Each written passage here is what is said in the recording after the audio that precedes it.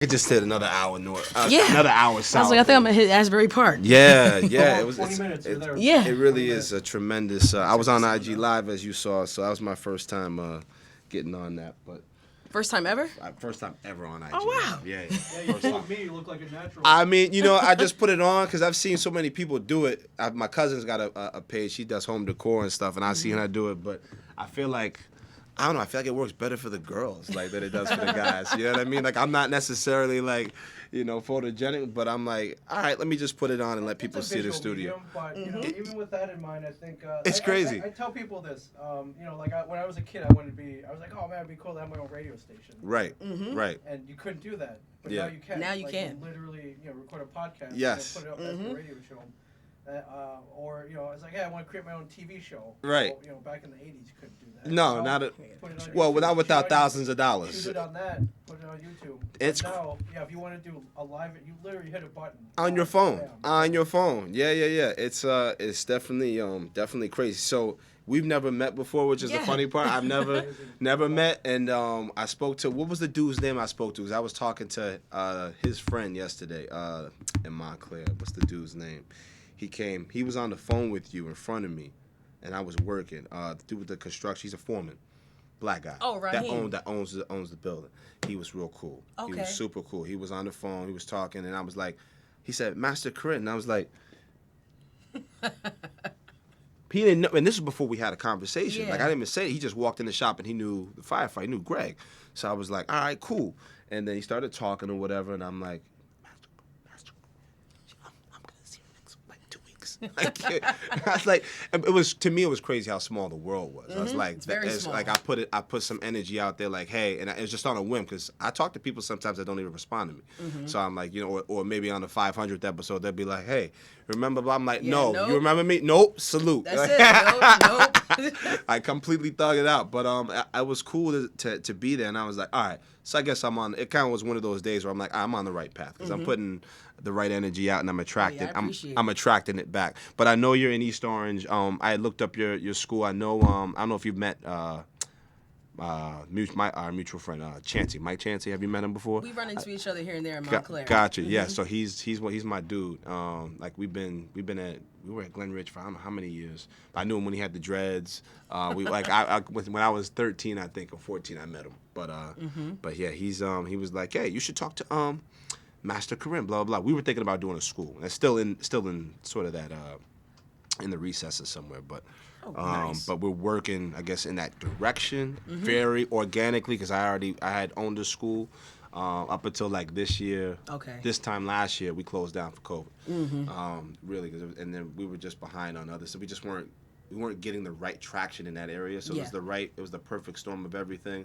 And I just said, let's close it down. It's just not working. It's not going. And had I done that during the pandemic, I would have killed myself. Oh yeah. I would have killed it's myself. It's been rough. So yeah, we're gonna hear some of those experiences from you plenty today. to talk about. Yeah, like I said, I usually pick an hour and a half. It's about 90 minutes.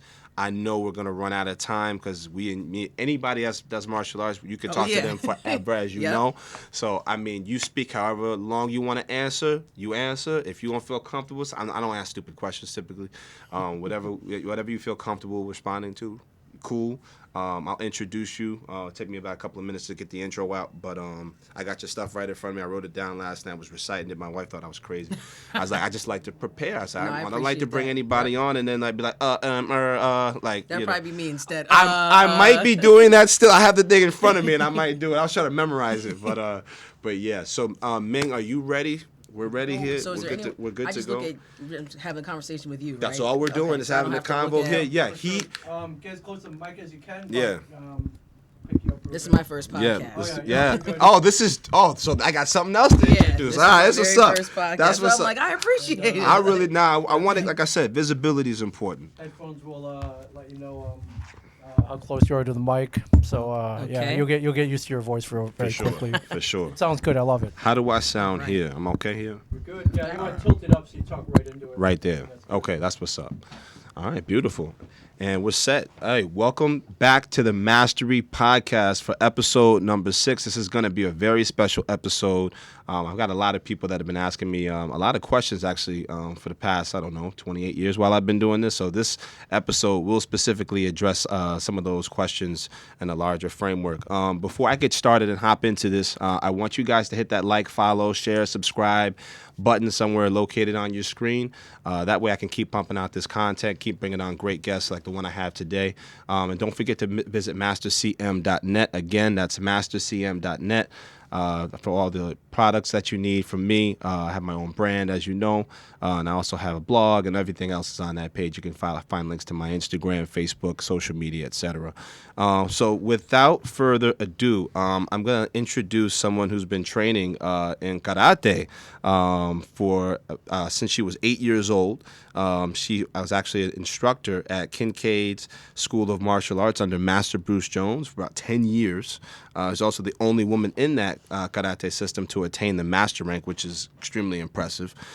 She lived in Japan for a few months to train traditional karate and weapons in 2017, established her own karate competition team in 2018, and she's the owner of Budo Karate and Fitness in East Orange, New Jersey. And amidst the pandemic, everybody, as we know, it's been a very tough time for everybody to get things done. A lot of people have been set back, but she found a way to get some stuff done during the pandemic and got promoted to the rank of 5th degree in May 2020. So without further ado, people, please welcome Master Karrin. How you doing, man? So good to see you. Good to see you. Thanks so much for having me. I know that's a lot of stuff to get out before I introduce you, but I had to, kind of run through you have a lot. Like you have a big background. That's a lot of stuff. Especially being as young as we are. So how are you? I'm well. Today's Saturday, so I just finished up my team practice that I've been doing consistently since 2018. Beautiful. Every Saturday we meet and we train for competition, whether there's a competition happening or not. Wow. Regardless of, no matter what's happening, even if you have a birthday to go to that Saturday, you're still training. Let's go. That's that's legit. There aren't many instructors I feel like, and you can let me know, correct me if I'm wrong, but I find as I get older in the practice, which is not necessarily older physically, but older in the maturation of the process, this unique process to us, that I find there's not as many instructors that are necessarily really all about it. They may say it, but then sometimes the actions don't necessarily align, if you know what I mean. And I see you on Instagram. What's your Instagram again? I have a few. I have Master Karrin's Corner. Nice. And that's where I highlight all of my students' work, Gotcha. Karate-wise. Gotcha. And then I have my fitness journey page, K-Pitty Journey. Beautiful. And I see you got your apparel on today, too, over there. Yeah. Okay, looking fresh to death. Okay, and black-owned business, by the way. This is a black martial artist as a female. So that's always going to get a big up. So, yeah, it's been crazy with this COVID situation this past year. How have you, I guess, managed to, survive and really not just survive, right? Thrive during this time? Because I see you doing the remote. I see you doing the in-person, all obviously, following the protocols and whatnot. But I see a lot of progress with your students, a lot of progress. Oh, yeah, I'm grateful. It's been a very challenging process. Yeah. A lot of hard work. I mean, it's been challenging for everyone. 2020 definitely smacked us all across the face. That's one way to put it. It's like we just wake up. Right. That's one way to put it for sure. But I will say it was a scary time to have just opened up my own dojo. Yes. And then just as we're getting started, right. February hits. Bang. We're okay still, but we didn't know how bad it was going to be. And then March is like everything's closed. I'm thinking, okay, so I know a lot of schools pretty much went with the whole idea of, okay, we're probably just going to be closed for 2 weeks. Let's see what happens. Right. I've always been, just like how I've always been consistent with team practice. Yeah. There is no days off. So I said, well, now I got to figure out, what are you going to do? So I didn't know anything about Zoom. Nothing at all. Me and you both, for those who take Zoom with me. I didn't know anything about this, Nothing at about all. Zoom.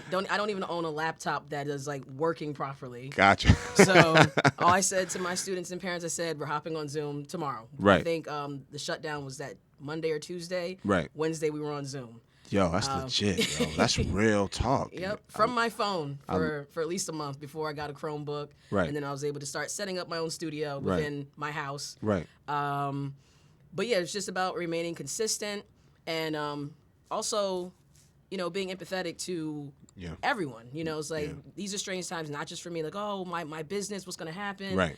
But more so, wow, how do kids feel right now? That's the key. They're losing their routine as well. We notice, especially if you have kids. I don't, Yep. but I'm around a lot of them. Yep. Routine. If the routine is broken, the day changes. It does, and I have them. I got 3. You know what I mean? So if you're looking for any, I can sell you some. You know what I mean?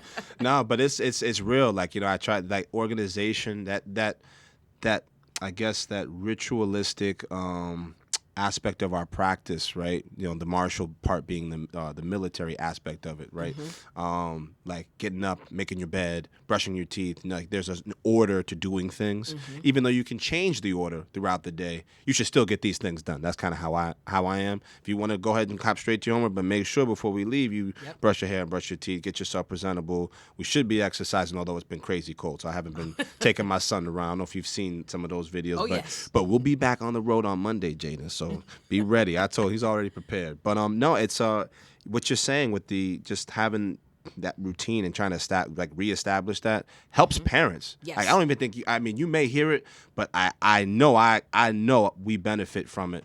Me being both instructor and parent, like having somebody being able to take them and trust them with someone. Yes. That will give them valuable instruction, like the one you're providing, is so important. Yes, thank you. You know what I mean? Like who you're leaving them with is really important. Like I feel like I could drop my kids off to you even if they don't even know karate, but I could be like, hey, you're good. Like she'll be me, and then you'll see because they think I'm the evil guy. You know what I mean? Like, I'm like, yo, all right, I'm gonna leave you with somebody else. All right, you know what I mean? So, but we're definitely gonna swing through your academy one day. But let's take us like way back. So you started when you were 8 years old, right? I started when I was 8. So I was about around that age myself. So I'd actually been I began begging my mom to put me in karate around age 6. Right. Not really sure. I can't remember why. Right. But like back then we used to get sent home with flyers. They put them in our backpack. Gotcha. I would see the logo of karate. Can I do karate? She Right. put me in everything else. I was in dance, Right. gymnastics, but for whatever reason karate was no. So I guess because it was no, that's just like, all right, I'll try again next year. 7, no. And then finally at 8, I wore her down because I was my mom, I was raised with a single mom. Gotcha. So I was in after school program. She worked till about 6. Right. So I was going to the YMCA after school program. Right. And they offered a karate class. So Gotcha. she finally, all right, we'll try this out. You'll probably quit anyway. Ah. And I didn't. Right. I stuck with it. I started out in a style called Ishinryu, Okinawan traditional style of karate. Got it. Didn't last long in that style. I loved it. Right. But I guess my mom, from the parent side, she didn't really, she wasn't understanding the business flow of things. Got it. Felt like she was paying for more than what I was being given. Got So it. Okay. she gave me, I was up for promotion. I had I think I had an orange piece of tape on my yellow belt. I was getting ready to go for orange belt. And she's Right. like, Karrin, it's going to be your last day. Like, I'm like heartbroken. Right. She's like, it's okay. We're going to look for another karate school. And at the time, living in Montclair, we had Kincaid School of Martial Arts. Yes. And Shock Hill Warriors. Yes, on Bloomfield Ave. I was about to ask you about them because I love those folks over there. I love those folks over there. So pretty much, I think I probably would have ended up at either school. Right. It's just pretty much how the order we visited them. Got it. And I'm pretty much Kincaid is closer. Yes. We went there on a Friday night, and that was the end of it. And for those who don't know, that used to be fight night. Yes. I got the invite to go with Master Mike Chansey, who's in Montclair. I got the invite so many times, but when he was inviting me, I was teaching all day. Yeah. So I was like, yo, I teach, and then you know what I mean, like we gotta still be fresh, because I can't walk in the building and fight somebody and then like be tired. That's not how I do things. I'm like, I want to be fresh, at least for the first couple times to everybody. I establish who I am with everybody else. You know what I mean? But anyway, yeah, keep going. I'm sorry. Okay, so it was a Friday night. And I was introduced to the head instructor and owner of Kincaid School of Martial Arts, Grandmaster Fuquan Hinton Kinsler. And he took me on the floor. It was something I'd never seen before. This is a predominantly black business. Yeah. They have house music playing, and it's just like he's fighting. I'm watching him spar. I'm Right. watching the instructor spar. All the kids, you're listening to songs that you hear on the radio, and Right. everyone's just like, "What is this? Where Right. am I?" All right, I didn't spar that night, but Right. I was like, "Yep, Right. I'm good. We Right. can stay here," and I stuck with it, and I made black belt at around 14, turning on 15 years old. Yeah, going on 15. And right around that time, I started to lose interest. It almost seemed like my karate came to, you know, that standstill point where it's like, well, I know it's more so up to me now, but I'm a teenager. Oh, let me go back some. So when I made purple belt, so I came into Kincaid School with my yellow belt. He let me keep my yellow belt on, but he took off my orange piece of tape, said, at the time, we don't have orange belt. Understood. Years later, Gotcha. that rank did come into play. But, Gotcha. So next belt was purple belt. Okay. So karate was pretty, you know, it was a lot more challenging than what I was getting at the YMCA and with that program, but still around the same, you know, the same vibe. Right. And then I made purple belt. That's like our first dark color belt. Now, this is a huge deal. Right. And then my nights got changed, so I was no longer coming on like Monday and Wednesday. Now I'm coming Tuesdays and Thursdays. I walk in, and there's this guy I've never seen before.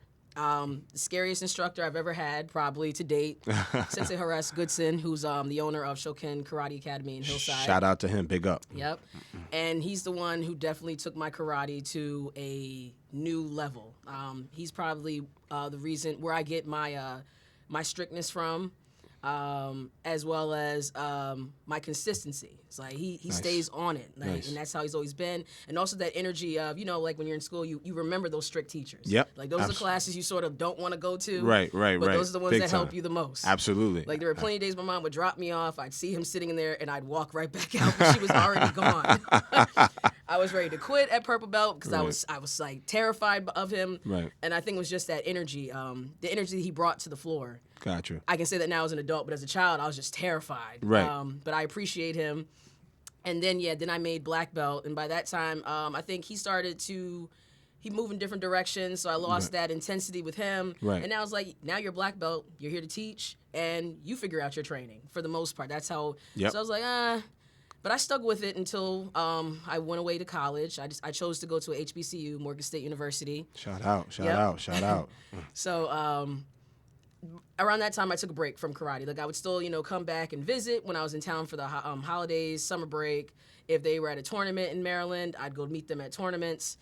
But aside from that, I took a pretty long break from karate. When I came back around 2008, something was missing. I was only working. Oh, that's the time I came out during the recession. Yeah, Our generation gets hit. The timeliness of your stuff here, your timing. Yeah. So I was working a part-time job, which left me with a lot of time on my hands. Right. And I was like, well, idle time, I'm always told, is the devil's playground. So I'm like, I need to find something else to do. Stay busy. Yeah. So I decided, let me go back to karate. So I went back to Kincaid and I started to help teach classes. And then I realized, I remember, being taught, but I don't know how to teach. Yes. And they're two different disciplines, right, within that. So we'll touch on that. Yeah.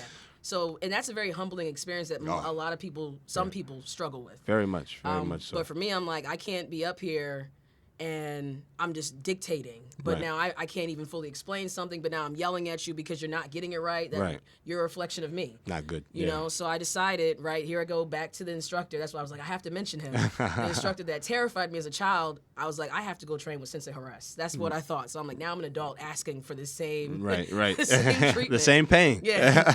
And so that's what I did. I started training at Shoken Karate Academy as an adult. Nice. Even though he allowed me to wear my black belt, I said I want to start over from the very beginning. I remember all this, but now I'm going to actually hear you and retain the information. Like, how do I throw a reverse punch correctly? How would you teach a 5-year-old that? Right. And he took me through that process just by taking class. It wasn't like I got, we sat down and, all right, here's how you teach. Like, I took class. Right. Another thing you stop seeing adult black belts do. Yes. At some point we get to this Yes. this point where you feel as though, speak on I guess it's like your ego, I guess, where you're worried about, we have this idea that black belts are supposed to know everything. Right. And so in front of our students, if we make a mistake, I guess you probably feel like you're going to lose some points. Right. But for me, I'm just like, nope, even if they see me, I think it helps them see me get ripped by my sensei. Right. And then, so that's why she ripped me. It keeps everything in line, in a sense, for sure. I mean, to a white belt's eyes, which I still stress, like for the people I'm teaching now, who, and a lot of them haven't even trained with me before. These are new people. I'm like, yo, if you walked into my school, you would expect me to know all of the answers to all of your questions right now, immediately. So I have to keep myself in a condition mentally and physically to not just be able to, regurgitate the information, right, or facilitate the information to you. I also have to be able to show you and demonstrate, like in a way that's impressive to you, right? Because if I do this, if I do it the first time, but then the second time, third time, I'm like, that's when you bounce, because you're not seeing what I'm preaching to you. All of a sudden, I become hypocritical. Not even on a business aspect. I'm just not staying true to what I'm doing as a service, because we're in the service business. This is a service. We're providing this toward anybody that basically wants to learn. We're not necessarily select to pick and choose who I want to be disciples, but I don't put myself on that level, at least. But if I see you want to use it, not necessarily, I don't need to know necessarily what you need to use it for, but by training with us, I feel like we kind of take care of that part for them. Like, you don't want to start this fight, to people I'm working with now. I'm like, do what you need to do to get away, and then figure it out from there. That's what I mean? As we go, you'll understand when you can stay, when it's appropriate, what's too much, when it's, you just aren't in a predicament, when you need to go, kind of like kids, when you need to go find somebody else to help you out. I'm not encouraging anybody listening or that's practicing to go fight or start one. Like, it's all about protecting yourself in an event that you get into a situation. You have full confidence to be able to have the plethora of options to you. Like, it's like a menu. Like, I tell people that. It's like, I can walk around and it's like an operating table. What are we going to do? You know what I mean? Like, and I'm sure I've seen you move, so I know you like that too. So it's good. But there's something also to be said for having black instructors too, because I think they've really left a lasting, and like a lot of my heroes, quote unquote, like Jim Kelly, Michael Jai White, like Wesley. People don't know Wesley Snipes is a badass martial artist, and so many other styles. But like, I can keep going on the list. But like, those were the people where I was like, that showed me that was possible to be, what we now are, and to in some senses be even better, right? To be able to, because I feel like the value.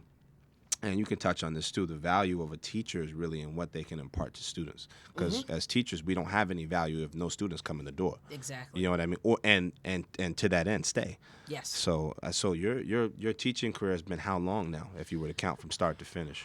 Well, I guess for me to make the decision for myself, right? Because like I said, I made black belt. Correct. Right. And I was overwhelmed with that whole, now you're black belt, now you teach. I get it. I completely understand. You give back, but also I don't like being inauthentic, or just doing something because I feel like I'm being made to do it. Right.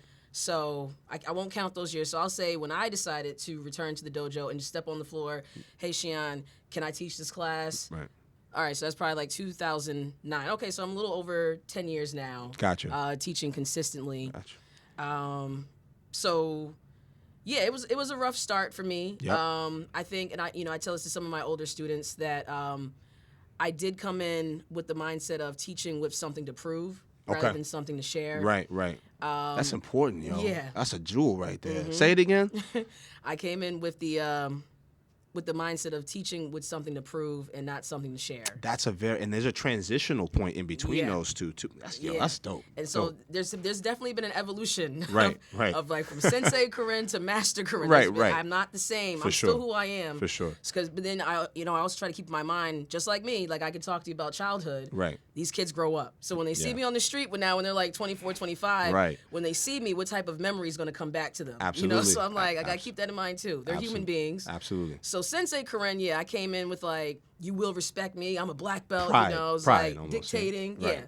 Yeah. And that may have been something that I've seen in the past. You know, it's not to take away from those who came before me, but that is pretty much the energy. It's very militant. Yeah. And whether some instructors you never see move, but they're like, Right. Like they're on That you. is funny too, because that's true. I'm like, I've never seen. Yeah, like wait a minute. 20 years passed me. Time I just nudged my friend, like we were in line. I was like, I haven't seen him ever do a front kick before. Yeah, like wait, can you do that? Right, but then you hear how fast he says something. You're like, all right, boom, and it gets you to move. So you're like, it's almost like I think in a very impressive way.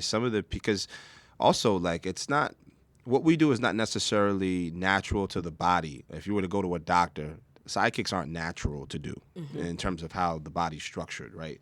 I think the results of it are natural because you're moving. So, movement's natural. So not everything that we particularly execute is, especially with the array of kicks that we know, like hook kicks, reverse turning kicks, that kind of stuff. But I've seen so many people that I used to teach, speaking to your point on memories that you leave with people. Some of my students I used to teach when they were 5, 6. Now they're 21, 22, 23. Which makes me feel older. But, I'm like, I look at myself in the mirror. Has it been that long? And they still train with me to this day, which is tremendous. And that says a lot. It does. It really does. I really am appreciative. I'm grateful for all the students I have. And it's kind of funny. They came back at a time because I went through a period in 2020 where I had lost to school. And I was overweight. I was a new dad. I just kind of let myself go. And I just looked in the mirror at one particular point in time during the pandemic, and I was like, yo, we got to get it together, bro. Because I've always been athletic, like nothing short of a 6-pack or 8-pack. Like, it's like, we're in shape, we're moving, we're doing something. And somewhere in that process, you get comfortable with, like, the title of being older. Yep. Like, and not just being that, being older. Like, all right, I don't need to run as much. I don't need to do, jump rope as much. Like, and my body's like, nah, dog. Yeah, so I went through that whole molding process with a couple of really key people.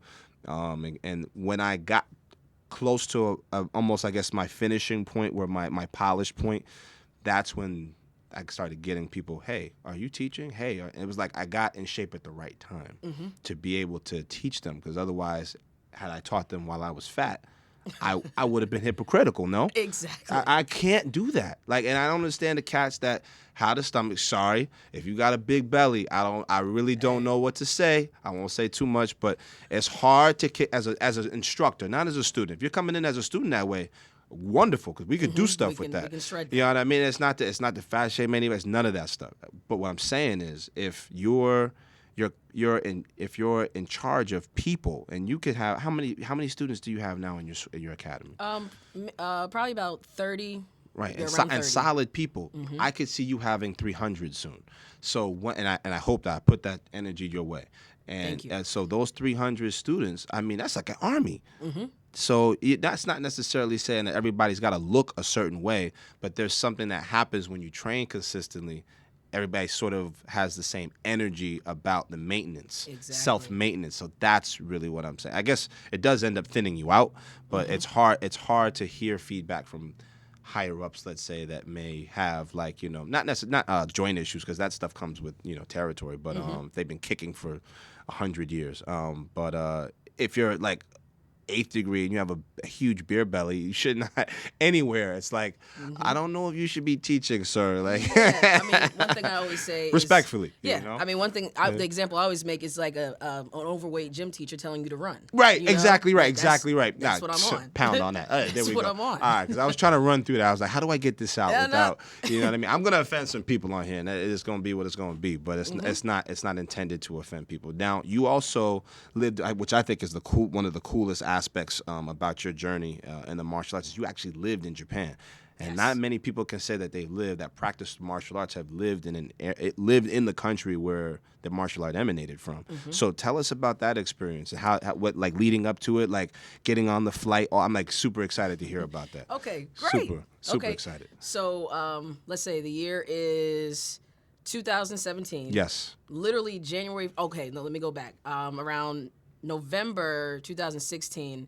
There's this website called Karate by Jesse. Yes. And, yeah. Yo, I was going to ask you if you're a new dude today, too. Very cool. He's a cool dude. Shout out to Jesse. Yep. And at the time, I was working a really, really good job. I was, making good money. Right. That security, that full-time job security that you look for. I finally got it. Remember I said I was part of the recession. Right. I'm working in my field. I graduated with a bachelor's in communications. Dope. I was working at Rutgers Newark on the Newark campus as a writer and videographer, and also social media for them. Great job. Once you get towards the end of the day, you start, scrolling websites. It's like, all right, I got 10 minutes left. Yeah. You're either on social media or whatever. And I was on his website. Dope. And he announced that he was having this program, and it was called it was going to be called the 2017 Okinawa and Karate Nerd Program.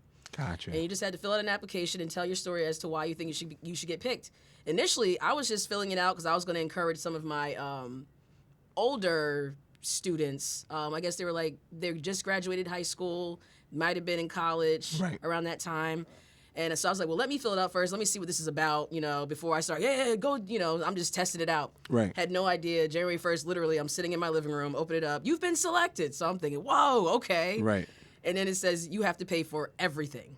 Oh. Yeah. So. Drop the dime on it. Yeah. So one, I was gonna have to relocate. Right. I just got I've been working this really, really good job. Right. I was up for a promotion. Right. Where I was really gonna start making bank. Right. I was like, I have a feeling this is not gonna come around again. Right. So I'm like, well, maybe I'll keep the job if I can't figure out how to raise the money. Correct. So it was very hard at first for me to announce this is something I was, I wanted to do. I was like, no one's gonna, you look at GoFundMe campaigns and they're like, for terminally ill or, you know, I'm like, at this point. Feel a little guilty asking. Yeah, I'm like, at this point, who's really going to want to donate to my karate? You know, so, okay, Karrin, karate. Right. I was shocked. I raised I was consistent though, so I was utilizing those skills that I've been learning. Yeah. Everything for me is like, nothing's in vain. Right. So working my campaign, using my social media, my writing skills, synthesized everything. Yeah. And I'm on GoFundMe, Facebook, Instagram around the clock. Right. I ended up raising over $6,000. Wow. Yes, I'm appreciative to everyone who support. Donated. Got support out there. Even anonymous support, right? In some senses. Yeah. That's plenty. crazy. That's crazy. It was. Wow. So I raised enough to get me over there to stay a few months. Right. And then because of the great job I had, I was able to, I had savings, so that paid all my bills while I was away. Nice. But I did have to quit my job. So gotcha. That was the backdraw of it. That was the big thing that we know is like a no. You don't quit a job unless you have the something next one else. lined up. Yeah. And I had nothing. I was just like, well, I'm gonna go study karate. Right. So I left in April. I left in April. The days leading up, I spent the time just saying my goodbyes to people. A couple of friends threw this big surprise going away party for me at the office in Montclair, which is now closed. I know. They got rid of that. I love that place, man. Come on. R.I.P. to the office in Montclair, man. I used to be up there. Yep. So I arrived, and the time difference. They're a day ahead of us. So right now, quite literally. Yeah. So right now, okay, it's the evening there, I think. Yeah. Yep. Yeah. So, but luckily the flight was so long. I didn't have much jet lag. Yeah. I was told, even if you're not tired, sleep on the plane. Right. Go with the sun is what my dad used to tell me. And I literally, while flying, I was able to see the sky change from morning to evening. That's very cool, isn't it? That was crazy. I love that. I love that transition. Yeah, and that was my first time leaving the country. That was the first international flight to Japan for what you wanted to do. That's dope. So you felt pretty like, did you know anything about not having the job before you left to go to Japan, or was it like a deal like, hey, if you go here, boom, we gotta let you go? Yeah, because I did at that time. The management was getting ready to change. Got it. And so the supervisor that I had grown to really, really like, that was like teaching me all these different things about writing and how to write effectively and actively. Right. We found out management was going to change. The new manager did start in January, so I had the time to feel it out. Like, I don't know if I'm going to like this job anymore. Right. I know I need the money, but I don't know if I'm going to like it here. Gotcha. And so I'm like, I think I'm gonna take my chances. Sometimes that's based on people. I mean, I've heard people tell me that sometimes they had a particular skill set academically and weren't able to get one person notably, whose name I won't mention, but he said he was all geared towards math and all that stuff, and was able to, no tutoring, that didn't need any of that stuff, and got to college and it's like, just declared his major. Math is what I'm going to do, engineer, blah, blah, blah. He had one professor or two professors that just made it so difficult for him to learn, and he just stopped. It was a wall for him. It can happen. Not based on the material, but based on who was interpreting the material. Yeah. That was his stopping point. I thought that was very interesting. Yeah, the energy changed. Yeah. The energy changed, because I enjoyed what I was doing. I did. I mean, of course, it's Monday. I don't want to get up. Right. But once I'm there, like, I'm okay with being there. Right. Now it's coming to the point, like, I can't wait to leave. How many sick days do I have? Yeah. Maybe I should take a personal day. I don't really need to be here. Counting it's down. like things changed. All the responsibilities I had sort of just got taken away. So I'm literally just sitting there all day. So that's another thing I can't do. Right. So that decision became easier. But I did have the conversation. This is what I want to do. Is there a chance that when I return, can we talk about me coming back to my position? Pretty much wasn't a no, but it was a no. Got it. So I was like, all right, a sophisticated no. Yeah. So got you. it wasn't left lingering. Like I wonder. Right. I knew that Right. that was done. And you still packed your bags and still went. So you kind of did like the Street Fighter thing, like just had the uniform on, tossed the bag over, you know what I mean, and just took off, yo. Yep, that was it. That's what's up. So I was the only black woman to be a part of the program. Respect. And it was I was one of 2 Americans, and the rest were from other places around the world. So I was the one rule was you had to be able to speak English. Gotcha. Amongst the karate nerds. Gotcha. Not Gotcha. Of course, actually in Okinawa it's rare. Right. I mean that was 2017. I'm pretty sure they're progressing towards more English speaking. Yeah. But it was really all about us learning how to live amongst Okinawans. Got it. And really taking their culture. Yes. So that was interesting. I really wanted to take advantage of the opportunity to go to Okinawa, mainly because I did feel a disconnect with my karate and tradition. And it's not to take away from the style I came up under, which is called Kensho, but, there wasn't really like a specific focus. Our style is pretty it's almost like a mixed martial arts, but not like, not MMA, like in the cage fighting. Right, I know what you mean. But yes, our karate is more Shotokan based around the katas that we do. Right. But then our fighting style was more Taekwondo. We do a lot more kicking, then we use our hands once we're close. Gotcha. And then our weapon style is more Ninjutsu. Our self-defense, more Judo. We're throwing. So it's like it kind of was all over the place. Gotcha.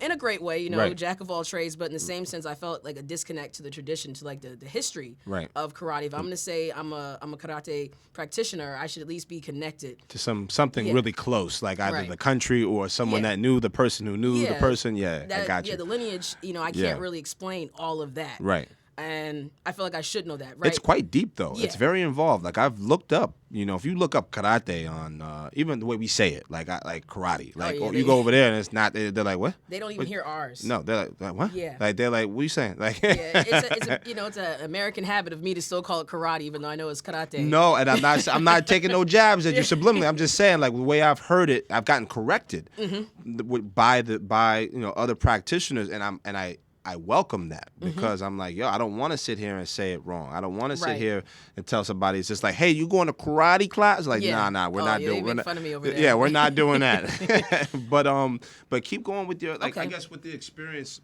specifically. I guess you went there to learn forms, and you practice forms, and you also practice weapons. Yes. Weapons is something I have a little experience with, outside of my hands and my feet, obviously. I mean, basically, martial arts is everything's a weapon. Head, elbows, whatever. But outside of the body, picking up something like a bow staff, which is like one of my favorite. I have a katana in my house. Oh, nice. But like a legit one. But careful. Yeah, that's behind it's behind some stuff. So, in case I can't do anything that day, but I've seen you teach your students how to use these things effectively. Like, they're not just throwing it around, hitting people. I haven't heard one person say ouch in your video. So it doesn't seem like, it seems like a tough place to be. But you have so much, you seem like you're making so much progress with that. What did you learn how to use? Obviously you learned at some point, but did you initially think when you started to teach and had your school that you were going to throw weapons in, or was it just going to be karate? Hands and feet. I pretty much kept the structure of how Budo Kenkai runs based around the other 2 dojos. Okay. Kincaid being like the mother, the father of all the dojos, and then Shoken being that very first, I guess, big sister, and then BKK is now the little sister. Gotcha. Okay. So that's pretty much what it was. Monday it's karate. Wednesday it's weapons. Got it. Fridays it's fight night. Got it. So I've kept that same vibe going. And I like that Friday was fight night too. It's like, because it's like you ramp up. Yep. You don't like, because people wind down. Yeah. Right. So Monday they're like, okay. Tuesday, okay. Wednesday flatline. Thursday like, okay. Friday, all right. And they get ready to go down. And you got in that school, I used to hear stories about cats getting knocked out, chipped. Cats used to get chipped in there. So I was like, yo. So Mike would come back and tell me some stories, but I never personally went that, and that's on me. But I definitely wanted to be a part of that experience. But the weapons, what kind of weapons do you know? What kind of weapons do you teach? Let us all kind of hear it out. So while I was in Okinawa, that was one question I was not prepared to answer.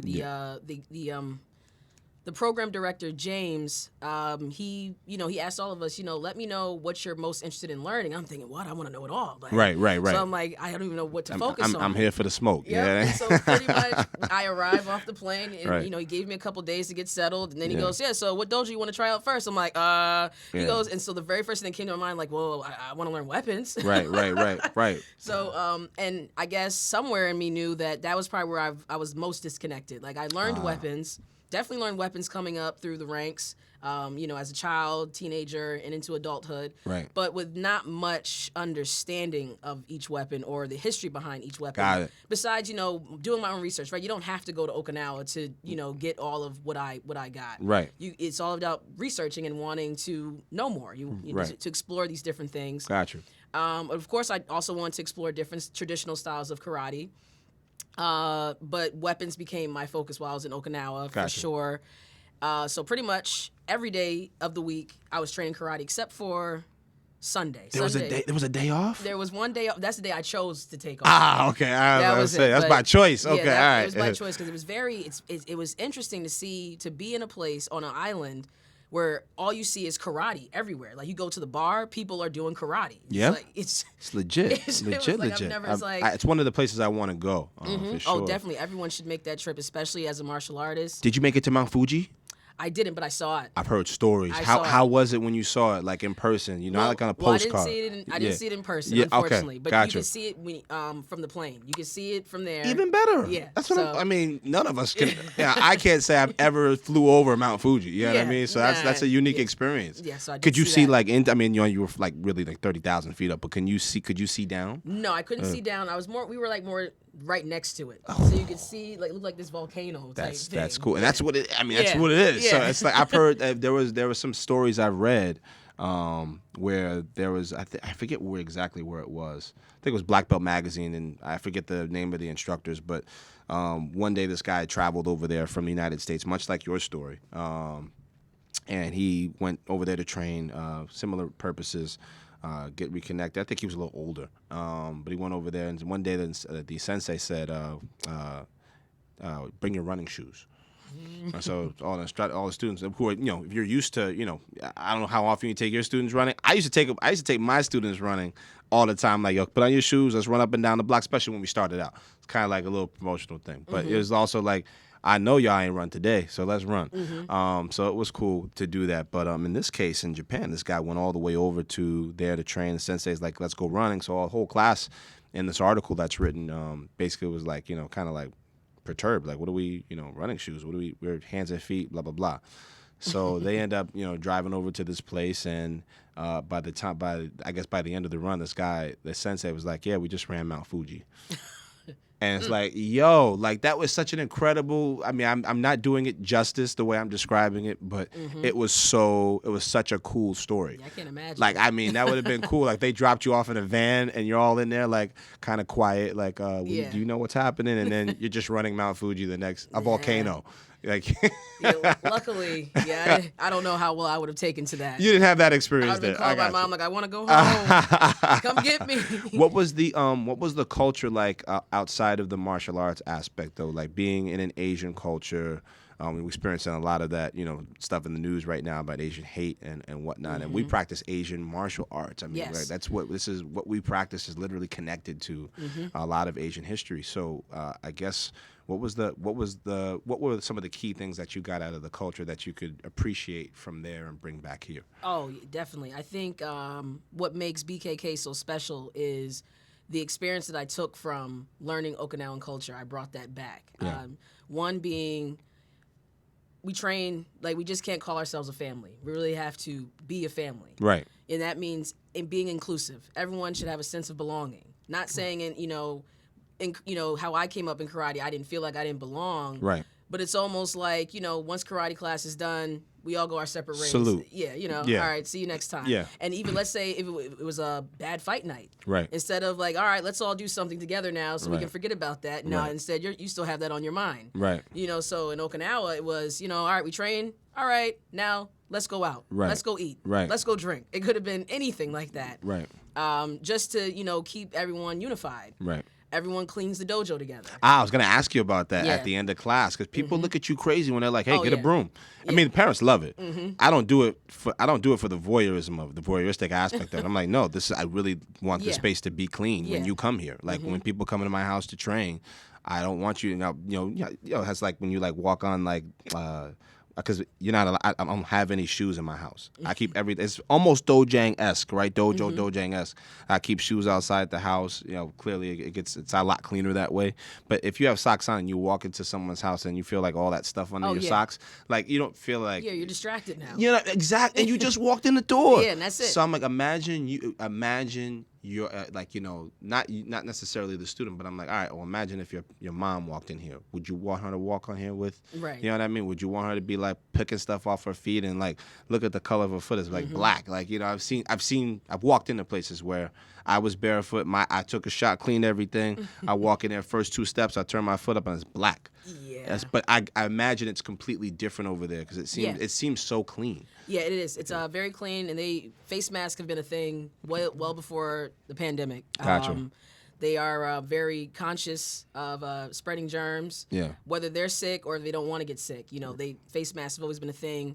One thing that I really took well to, or no, what I was taken back by, should I say, is how patient they are with people who don't speak the language. Like they're come on, learn English. This is America. Right. Or we start yelling at you, thinking, yep. There it's like worse. It's like worse. Do you? It's like right. They didn't understand it the first time. So, right. But they'll actually they'll take time until you can understand. You start seeing them searching for things, they're thinking. Right. And I'm like, all right, I'll figure it out on my own. That's cool. It's like being a stranger doesn't exist there. The crime rate is extremely low in Okinawa. That was something else. They're very trustworthy. You see children walking around 5 years old by themselves. Unlike you see here. Yeah. I saw a kid walking the other day. I mean, it was there was two girls. I have a daughter, so I guess my mind is like now reprogrammed to think safety. Yep. And I'm like, what is she doing with that little girl? I mean, it must have been her sister or something like that. But I was like, where's the mom? I started searching. Where's the mom? Like, I got concerned. That was my first instinct when I saw that. Yeah, and but I was like, calm down.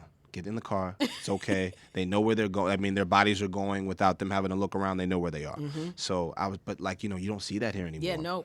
And it's something that you stop seeing kids with their parents look like from the time that I was there. Like the youngest is 4. After that, kids are on their own. They go to school by themselves. Everything. Like a village. Yeah. Almost, they're right? on their own. That's so cool, Yeah, man. so they teach independence early on. So that was something else that I wanted to make sure that I drove home. Because I understand, kids are going to be kids. Yeah. And, they're only this age. All right, every year you're going to say that. Oh, well, they're only 7. Oh, they're only 8. They're only 9. Eventually, they're going to be grown. So we got to hold them accountable for something, if not most things. Say it again, though. I don't know how. I mean, it's been, I guess we're going to keep it real legit on this episode, real G, because I've tried to tell so many people this. Like, at some point, you will turn around. Not just my own kids. I mean, I make them accountable. They know that there's work to be done if they want anything from me, including my daughter. I'm like, no, you can stand up. You're good. You stand up. I've seen her fall flat on her. She's only 2. Every morning I take her to daycare. I park further away from the daycare. That's our little time for we walk and we talk for a second before I go. And she'll run. Now she runs. I used to carry her. And then I've seen it now. I ran an experiment on her. And then I stopped carrying her, let her walk. And now I want to run. And she runs. And she tells me this, which is funny. And she runs. And then she sometimes falls flat on her face, like pow. But then I stand there. I just look. And she gets up. Ask from all the times I told her, it's all right, get up. Like, because then they're looking to cry. I don't like, the crying thing kills me. So I'm like, you don't need, but there's so much that you and I can control in that regard with kids, because it's not necessarily that they're hurt. It's really more the fact that they may be embarrassed. Yeah. Or they're looking for support. I'm like, I'm right here. Just get up. You're okay. That's it. You got it. Everything's fine. And then from there, things seem to change. So I guess to the outside world, I look like, a really horrible father. But, at the same, to people that understand what I'm trying to do and instill, and what you are also successfully doing and instilling, is that independence that you're talking about. And I guess that really kind of does stem from that culture now that you say that. Because we make everybody, I mean, every age, up to a certain level. Obviously, I'm not expecting my daughter to go to work at 2, but like she's got to do something in order to get something. You know what I mean? Even if it's asking me nicely. So I guess that accountability, that's sort of the Japanese culture, Asian culture, at least with respect to, I guess, not even martial arts really, just I guess that's how they are. Yeah, because I've never been that far, so that's really incredible. It really is a lifestyle. Nice. Okinawans move. Over here, we move really fast. Right. Time is important. Right. That's why we work more than we actually get a chance to experience life. Yeah. Over there, I'm like, everyone's literally walking so slow, like they have no place to be. But that's the Okinawan culture. Right. It's like, or even how they train. Gotcha. That's something else that I brought back into the dojo. Yeah, talk about that. I do understand. Karate, very militant. Like, no, there is no water breaks. There is no breaks. It's like you come in, we train 100% from start to finish. Okinawan, like, we're going to train for a while, but then all of a sudden, I don't know how to say water in Japanese, but it would just be something said, and everyone just, wait, that's it? Right. And everyone's just taking a break. Right. And it's like easy going. You're not penalized for being late. I'm still going to penalize you for being late because we live here. And, I'm with you. I'm like, Yeah. I wasn't late. My thing was I wasn't late to teach. I said this in a class of 100 people. And people were walking in late. And I know it's parking and all that stuff. But I was like, I wasn't late to teach you. So you shouldn't be late to take my class. Mm-hmm. If this class started at 8 o'clock, get up at 6 if you need to. That's it. Find parking early. Mm-hmm. Be here on time. Because I'll show you respect by you expect me to be here already. Mm-hmm. That's why you rushing. You expect me to have the door open, the lights on, everything clean, toilets, all that kind of stuff. Mm-hmm. So why aren't you on time? Yep. You know what I mean? So we are time oriented, I guess, here. Yeah, and we have to be here. When you moved there, did you make a shift mentally though to like being more relaxed, or did that training? Yep. It was ingrained. Like, I got you. okay, the time very FedEx about it. I got you. Yep, I got you. I didn't have a license over there, so I had to walk everywhere. I lost a lot of weight walking around. But that's the typical size of Japanese. They're small. Like the portion sizes were different. Yeah. But I lost a lot of weight, probably about maybe 20 to 30 pounds while I was over there. Healthier culture in terms of how they keep themselves mentally and physically. Mentally, physically, overall. Yep, and their diet, everything's fresh. Happier. Oh man, everyone's happy in Okinawa. Everyone's happy. Everybody. I've never. It's without the alcohol. With the alcohol too, and that's another thing. Like for me, I was like trying to describe to people, like Okinawans are like black people. But more togetherness. Gotcha. I was like, they're like the black Asians. Yeah, I like that. I like that. So we need to hook up with some Japanese real quick. All right. They're tan. They're just real laid back. Right. They love to have a good time, but they're also just like, don't mess with us. Like you don't know who knows what. Not everyone trains karate over there, but for the most part, it's in schools. So talk about that, because I was talking to somebody, I forget who it was, but I was like, I want to put. I feel like my idea, and I feel like I was put here to do this. Like I'm not religious in any way, shape, or form whatsoever. But I feel like my purpose is to leave humanity with this installment from myself, like this energy, this following. And I feel like if we put martial arts in schools, things would be. If more people in general practice martial arts here. Yep. Based on how we are with the working process, and my dad's like a 9 to 9 guy. So that like doing that Monday to Friday would break me. You know what I mean? So he's tougher than me up there on that one. But it's like still like you said, that balance of enjoyment to work. I feel like if we had more people learn martial arts, people wouldn't be as confident as they are on social media talking how they talk. Because like people just pull up on them, like yo, like what I mean. That's what I'm saying. Pull up and just not to fight per se, but like to have the conversation. Yeah, be ready. Like be ready and be that readiness. So you think in schools in Japan they had was it like mandated that karate was in the system? Like you had like PE was. Yeah, that's like their gym class. Dope. I don't know if it was like every school. Yeah. But I did my research while I was there. I'm interviewing the few people who did speak English. Yeah. And just finding out like how often do they do karate? Is it is some schools? No. Right. Actually, the most popular sport over there in Okinawa is baseball. Baseball. That's what almost all kids play is baseball. Holy cow! Yeah, there's no salary cap in baseball, so that's not a bad investment. So in Okinawa, should I say in Okinawa? Yeah. Because Okinawans do not like being called Japanese. Yes. Okay. Got it. Interesting. They call Japanese mainlanders. Got it. But Okinawa is an island. Right. Another thing I try to describe is like when we up here, we take a trip to Miami. Right. Let's say Japanese who live in, let's say Tokyo. Right. On their break or on their vacation, they're going to go to Okinawa. That's their Miami almost. Got it. Yeah, Okay. Understood. Yeah, it's an island. It's extremely hot. Yeah. It's hot year round. Year round. Year round. That's I crazy. think they have a winter, but for us, that'd probably be like our spring or fall. Gotcha. And the first day of spring today, as a matter of fact. Oh, nice. So yeah, we're really doing a lot of big things on this podcast today too. What else? What else can I say about the? There's so much, I'm sure. But I mean, did you ever observe like any of the classes taught in the school system? No, I didn't make it to a school. Right. But what I chose to do was on Saturdays I took a kids karate class every Saturday. Nice. And they train in a school in an extremely hot gym for 3 hours. 3 hours. And so again, I'm humbling myself. I'm this giant adult. Right. Yeah. Wearing a white belt. Yeah. I'm a foreigner. They never cared about my race either. It was just like that's what's up. They just wanted to know. Well, no, I'm a foreigner. I'm not a black foreigner. Right. I'm not a black woman foreigner. You're here to learn. Yeah, foreigner. The only thing they want to know was I in the military or not. Right. I was told I had beautiful arm muscles. So they're like, military? No, just here to train karate. They're like, oh, okay. Welcome. Yeah, that was it. That's what's up. You know, they recognize foreigners, but they welcome them. You know, they always welcome you, no matter where I was at. Yeah. Even if I'm walking, you know, but we're taught here stranger danger. So right. I'm not gonna get into a car, but it was like common. You know, I'm walking. You need a ride, but and they're in Japanese are saying this to me. You know, trying to get me to get into the car just to help me. But I'm thinking opposite. Yeah. But it's different based on being here. But the crime rate is so low there that it's not even a thought. Like you're also allowing a stranger, a foreigner, to get into your car. Right. That's they don't have to process all of that the same way we do. Gotcha.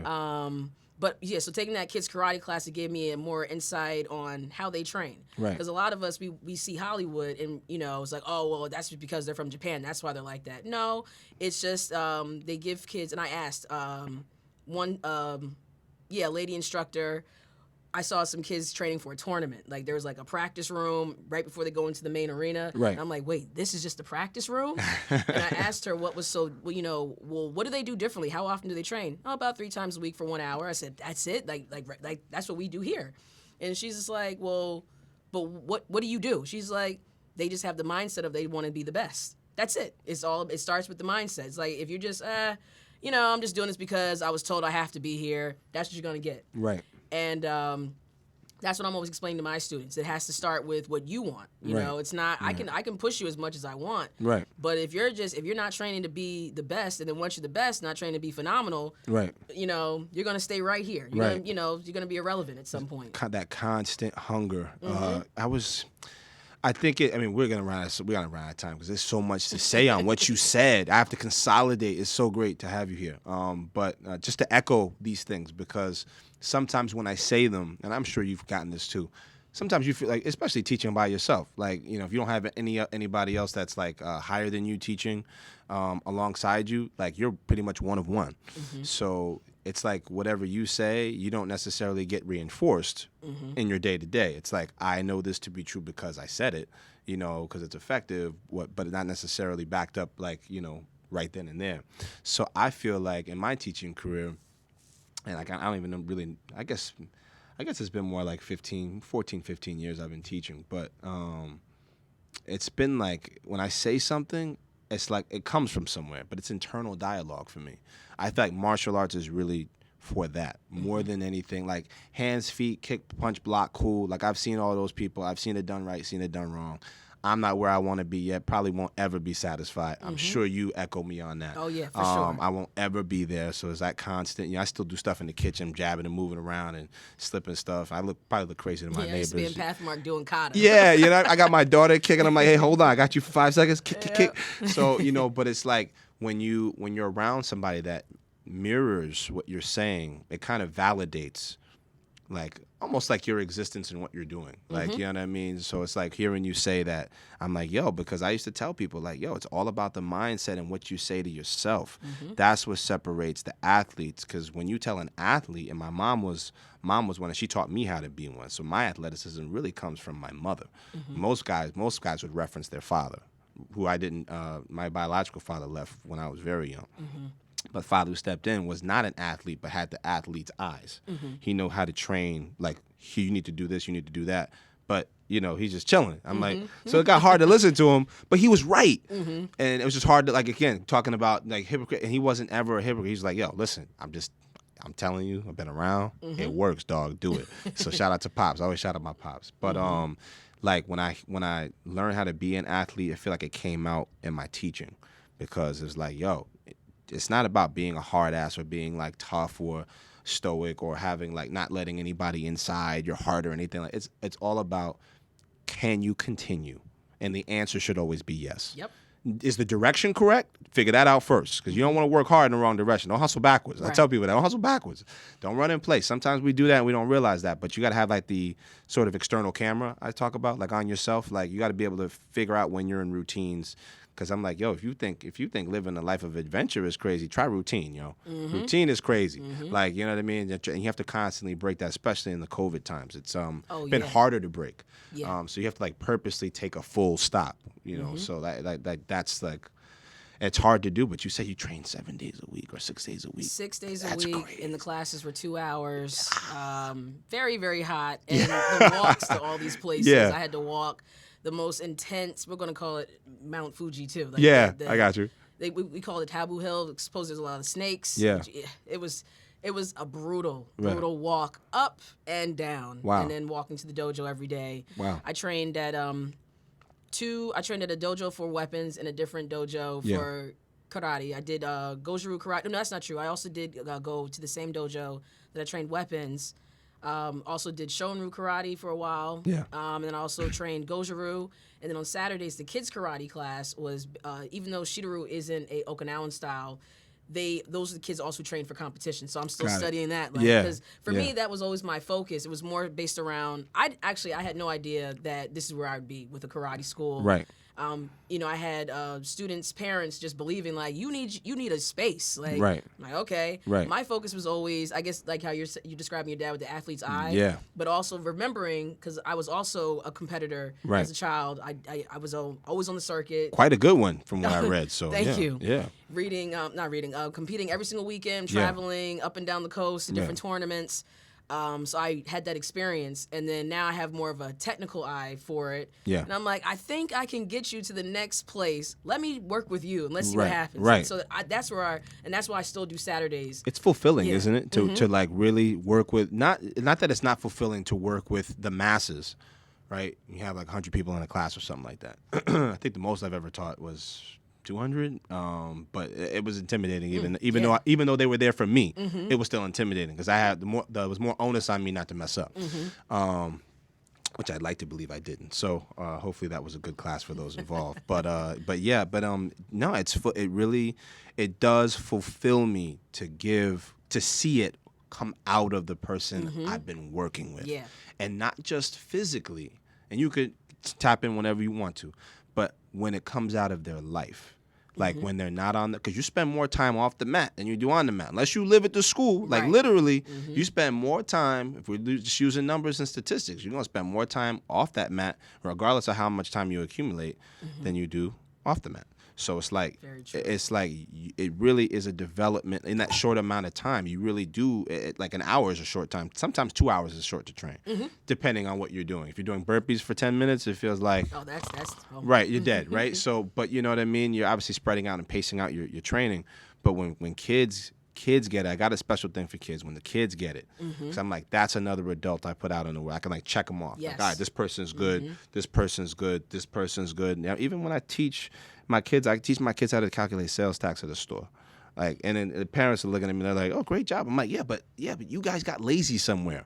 Because you could be doing the same thing I'm doing. It takes a lot of time. It's a short-term L for a long-term W. Yes. You know what I mean? Because not every day are you going to be like, fully 100% to teach, right? You may be thinking about stuff, going through things, whatever. I'm sure like in your transition from leaving, Kincaid to starting your school, was a lot going on. You're frantic.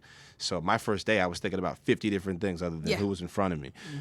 But it was still like, when you see someone get it, and it's an investment, when you see them get it, it really does make an indelible impact on you, I think, as an instructor in their lives. So I'm sure you can speak to that. So many people I know. I've I've taught them, and then like maybe they left or whatever happened. Life happens. You go to college, you become a doctor or whatever. Cool. Not my alley, but I'd rather send people to the doctor as opposed to But nah, it was cool to like get those things back in parents. Like I would just walk through, hey, Master, yo, thank you for blah, blah, blah. And I'm sure you get that. So and I'm appreciative. It's like and it's like it's validating, and it's actually more validating actually coming from the students when they're older, not necessarily the parents. Yeah. Because I'm like, yo, you just went through college like that, and then you went through a breakup with that level of, you know what I mean? And sometimes and people need to get this, sometimes the students demonstrate things later in their lives that we wish we would have had back then. You know, I'm like, I wish I would have made that decision. That's a cool way to do it. Like you used you martial arts your way a different way through that situation. And you know there's what nothing I mean? wrong with that. There's nothing wrong with it, right? It's like do you find yourself learning from your students as you go? Oh, always. I feel like people feel like they stop at some point, and I feel like that's not the right answer. No, I'm always learning from my students. You know, given that they're a different generation. Right. And just seeing how quickly they were able to, transition. I know every day in the house is different. I understand. Yeah. But they transitioned pretty quickly from being in school to being at home. Yeah. All right, well, school is school, you know. But I know some days are different because I have to do my disciplining when I get those not so good reports. So I know not every day is perfect. So you check in on them every day. You get daily reports or weekly reports? I like the idea of it being a team, me and the parents. Gotcha. So I also don't want to overstep. I like that. I understand that, one thing that my sensei taught me from the business aspect, not everyone's going to put their child in karate for this reason or for that reason. That's true. So Facts. Even as long as you're respectful in the dojo, if you break a dojo rule, I'm gonna check you for that. Right. But anything that happens outside of there, I need the parent to invite me in to that conversation, and then I'm gonna check in and I'm gonna say, do you want me to just have a conversation, or do you need me to apply some pressure? Right. Like, how do you want to do? Almost like I feel like because we're wearing masks, like we can all have conversations. I told someone this the other day. I was like, now I can see who's genuine and who's not. Because you and I are always used to looking at people in the eye, like we are right now, and especially when we fight. Oh yeah. That's where all the intention is anyway. Because I could be looking here and go upstairs, or look up there, go downstairs. I'm notorious for that. So like I'll check people when they talk.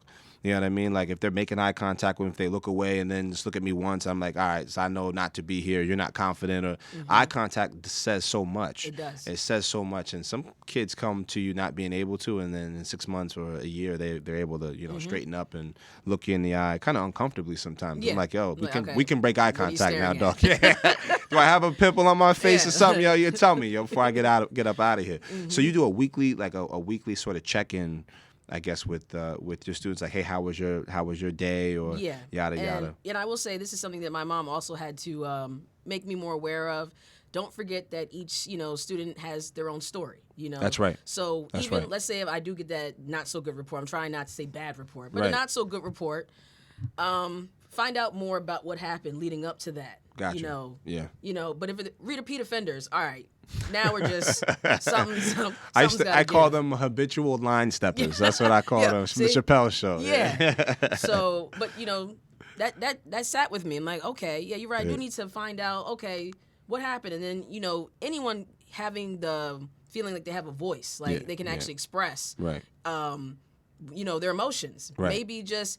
All right, your side of the story matters just as much as your parents. Correct. But I'm gonna let you know right now, your parent already told me. Right. So now, but I do want to hear your side first. Right. Or I want to hear your side as well. You're like a mediator. Yeah, and I'm like, but you already know which side I'm with. Right. Because we can't have that. Right. I'm standing over here talking to you across the room. Yeah. I don't tolerate disrespect of parents, especially mothers. Right. And teachers. Much respect to you for that. Much respect. Like I can't take it. Much respect to you. Thank you. That. What is what can be said, I guess, for parents that, because I know the demographic has changed. I guess me and you were part of that same era. I'm 32, so I was born in '88. So it's like I came out of that time where it was like they just slowed down being hardcore and killing everybody in the class to like advertising the kids now. Like, you know what I mean? Like, hey, let's bring you in here. So like 93, 94, I started moving around, and I had a serious instructor. Like we practiced on the wood floor. I tell people, like, mats are like, when I first got on the mat, I was like,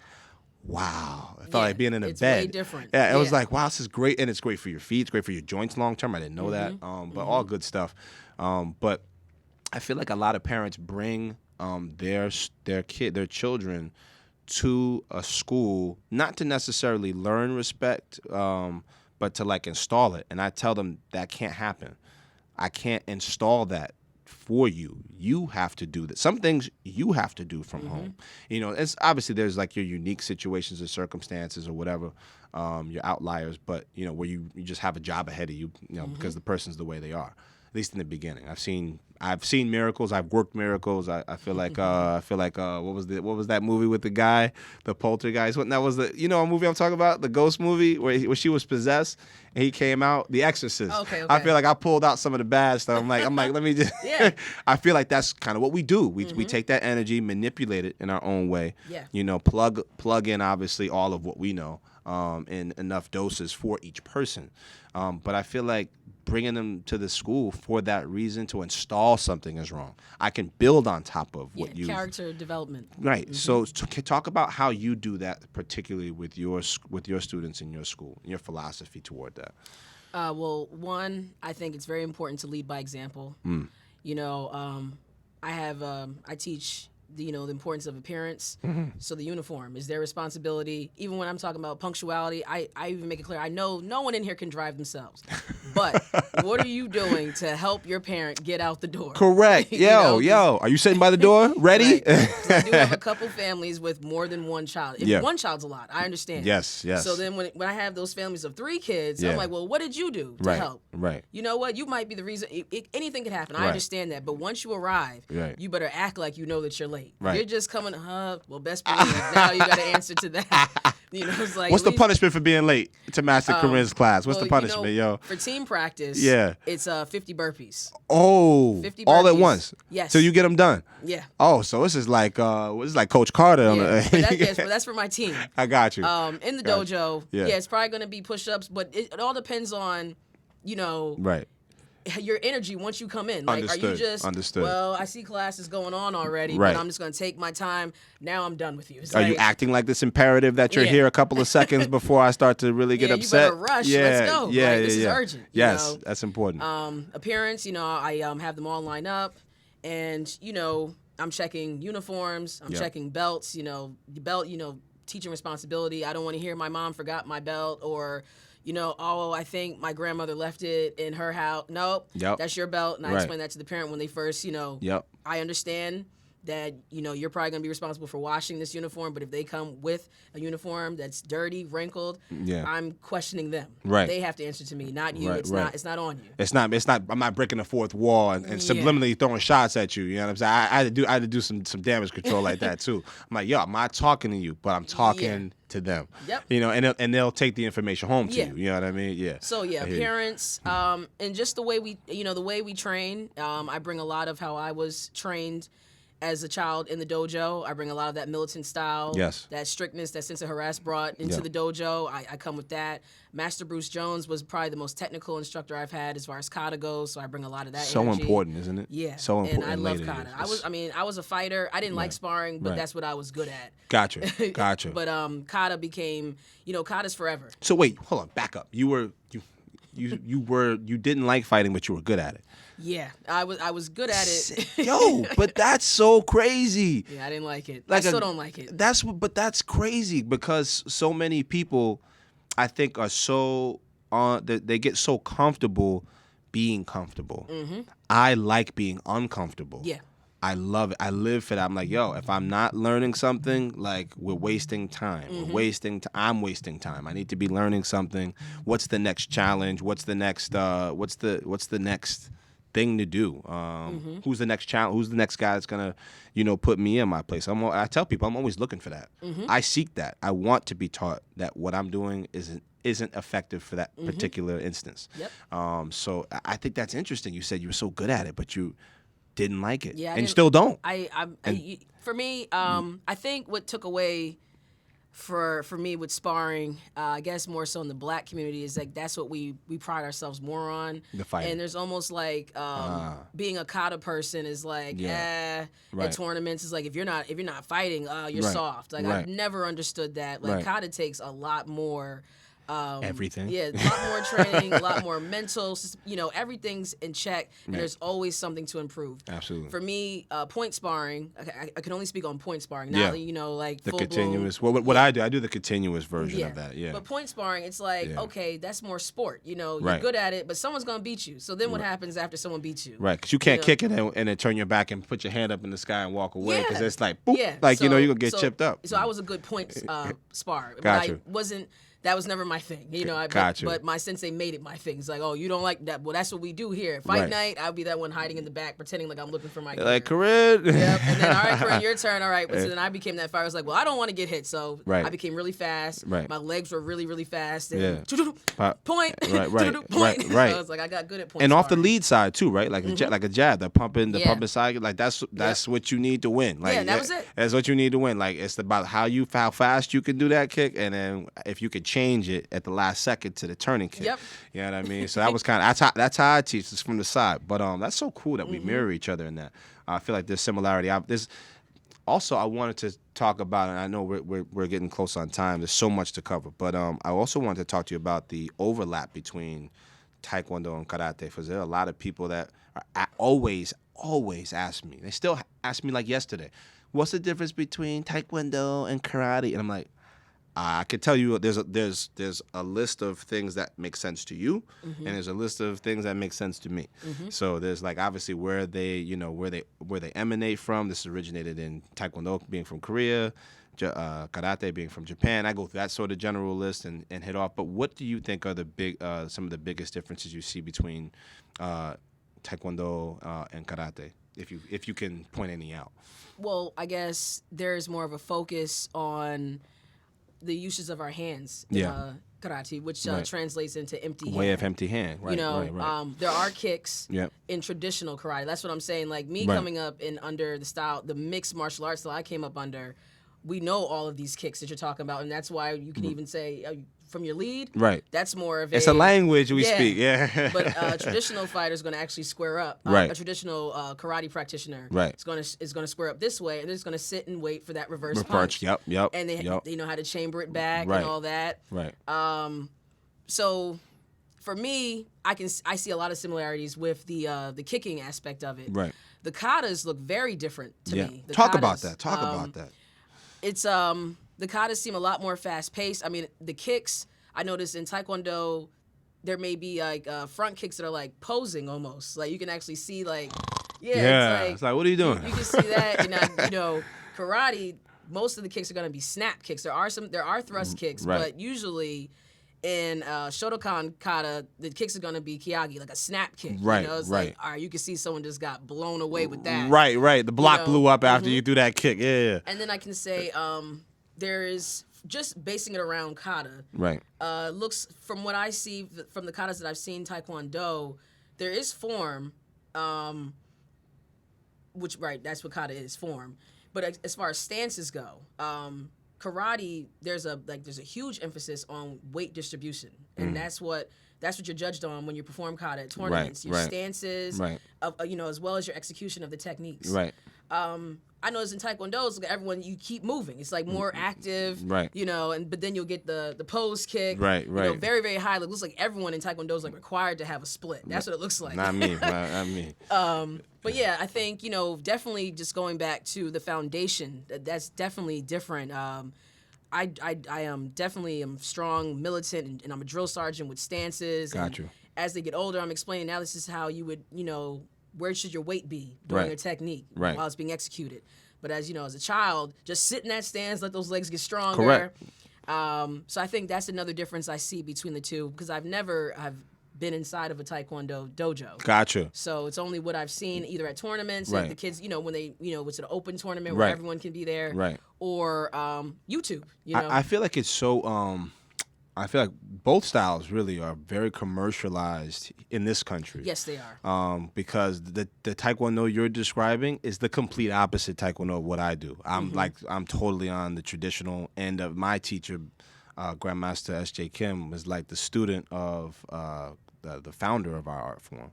So like we got like basically have as close to the source as we can get. Kind of like what you're saying. Roots, yeah. And the roots, like in that when you're touching on trying to get the lineage, just like I've always had that. I try to tell people like it's not me. It's the movement's work. Like it's not that I taught you to be powerful. Like I may have taught you how to use the Taekwondo is very the way we learned it because I never did like front kicks up. I would do that just to copy to say I could do it off a guy on YouTube. But I'm 6'4". Who am I kicking that's that high? I was taught not to go pick fights with anybody that's that tall anyway. Right. So we were taught kind of smart about how to do things. But I have my splits down. I got that stuff down. But like I wouldn't say there's a practical use for it per se, unless like maybe I slipped in some water in my kitchen. You know what I mean? Like, and I wouldn't break everything, so to speak. But the way we practice, I feel is so close. And one of the reasons I have you is I feel like I watched you move. I feel like we're very similar in terms of what was emphasized in our respective instruction.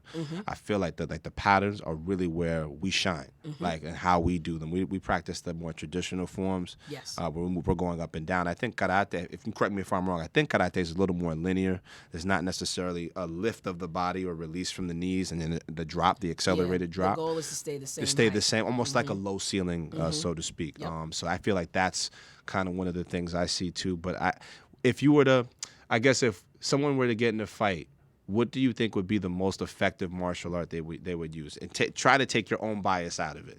And it's hard to do it. It's so hard to do. I ask people that come on to do this. If you were like, yo, this is the way to strictly defend yourself, because I feel like what we do, and I got into the sales aspect of martial arts after I learned how to be a teacher and got away from the ego of being a student. I feel like we teach self-defense as a form of through the form of an offense. It's really what it is, right? I'm going to overpower you, or I'm going to outmatch your speed, or I'm just going to out IQ you, basically. You know, whichever one. I watch Floyd Mayweather all the time. My favorite boxer of all time. I don't care what anybody says. Floyd Mayweather is probably the most advanced boxer I've seen. But like using those defensive tactics to win the fights. But what would you, if you would like to pick a style and be like, this has everything you need to get out of this situation, what would you pick? Other than karate. Other than what you do.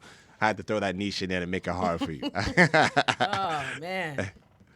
You know, I don't know if a style comes to mind. I think remaining active, movement. Great answer. Great answer. That's something else that I bring to, BKK is my the knowledge I've learned from functional fitness. Yes. And hip mobility, crucial. Right. Your hips can't move, you're done. Right. You sit so much, all right, do some squats. Right. Right. Squat now, because as babies, we squat. That's how they play. They're just my daughter still does it. Yeah. It's easy. And then as we get older, they lose it. Yeah. They lose it. Yeah. So I'm like, worst thing to do is just stand there and block with your face. So Thank you. If you can just move. That's how my teacher said it. Why are you blocking with your face?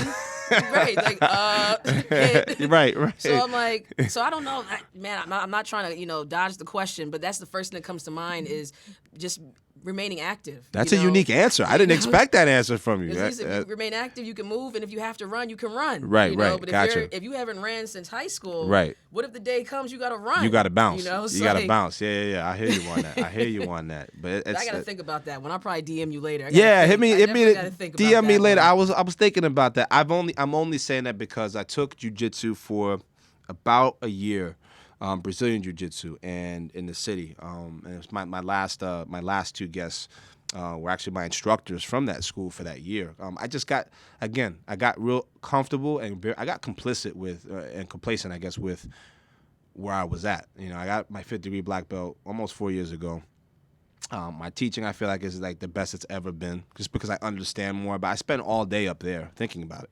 So then when it comes out when I teach, it's like it's the polished form of what I spent 24 hours thinking about. But I was like, yo, I know how to strike. What else? What else? Well, there's only so much I can really do. And at some point, you're really just maintaining what will eventually come, which is age and slowness and all that kind of stuff. So I'm just preventing that from coming. So I was like, I picked Brazilian Jiu-Jitsu, and basically fast forward, like spent a year getting like tapped, in a great way, choked, and I went to a couple schools. Actually, like they put me to sleep. Like I took my oldest son with me, and I used it as an instructional lesson for him. And I was like, I'm too comfortable, so I'm gonna let you watch me get uncomfortable here. Like, I mean, there was one time he was concerned. He was like, he's not waking up. The guy was like, I heard him say it. I was like, I was trying to come to, but you black out. So I got choked out a couple of times. Won't say where. But my first day I was sparring, so I knew something was wrong there. But because I wouldn't let anybody. I know through learning other martial arts styles or sampling them, what and experiencing my own instruction, what shouldn't happen on the first day. Right. Too many people I talk to, and I'm straying away from this other topic, but. There's too many people I talk to that tell me about their martial arts experience. They're like, yeah, he took me in, we fought. And I'm like, the first day? Yeah. Why? Ego. Why? Mm-hmm. Why? You came to learn how to fight. Yeah. So you shouldn't be fighting the first day. You don't have the tools. No. You don't have the tools. At least specific to what I'm instructing you in. Mm-hmm. So how did you fight this person? And then they're like, oh, I got killed and blah. So it was like that time where like you either like toughed it out and made it and didn't cry or cried in the locker room and didn't show anybody, or you left. And like that's money walking out the door in a sense, right?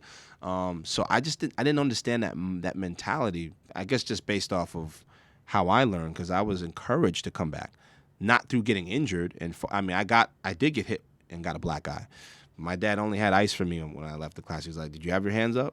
Well, let's walk home and tell your mom. Like, you know what I mean? Like, he's like, you want to come back? But he would ask me, like, you want to come back tomorrow? Or is this, like, not what you want to do? And I'm like, nah, I'm Gucci. Like, let's go. Like, you know what I mean? I said, it's going to be, I'm already black, but I'm like, it was a little darker around the eyes. So I was like, so it wasn't too crazy. But I feel like that's just not the right way to do things. I'm sure you don't do that. I haven't seen anything like that.